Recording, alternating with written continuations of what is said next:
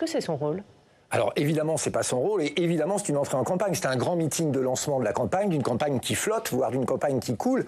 Emmanuel Macron, il y a quelques jours, était allé au quartier général du parti politique Renaissance pour dire « je vais vous aider, je vais vous donner un coup de main » parce qu'il voyait bien que sa tête de liste, Valérie Hayé, oui c'est comme ça qu'elle s'appelle, avait du mal. Elle patinait dans la boue et cette campagne n'arrivait pas à décoller face à une campagne avec une vraie dynamique qui est celle de Jordan Bardella. Le président de la République a décidé de faire un meeting aux frais de l'État d'ailleurs.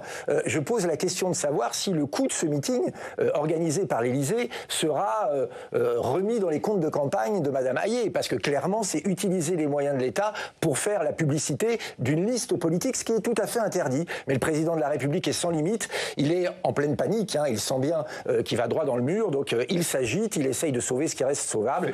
Mais honnêtement, les Français aujourd'hui, je crois, vont se servir de ces élections européennes pour dire qu'ils veulent une autre Union européenne, mais qu'ils veulent aussi une autre politique en France. Et je crois que la dynamique est du côté de Jordan Bardella. Il veut tirer le bilan de ces temps d'action en Europe. Vous, en quelques mots, quel bilan vous tirez de son action ?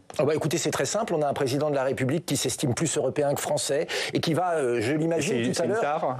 oui, je pense que son rôle, c'est de défendre et protéger les Français et de faire en sorte que l'Union européenne aille dans ce sens. Or, le président de la République, en tout cas... D'être pro-européen et de défendre les Français. Pas du tout. Mais en tout cas, la manière dont Emmanuel Macron, avec sa complice, Madame von der Leyen, voit l'Union européenne et la France, oui, nuit aux Français. On l'a vu sur la question de l'immigration, où on nous promet encore avec le pacte asile et immigration toujours plus de migrants, avec plus aucune possibilité pour la France de les refuser. On l'a vu avec le traité de libre-échange. C'est pas vrai, excusez-moi, monsieur Jacobelli.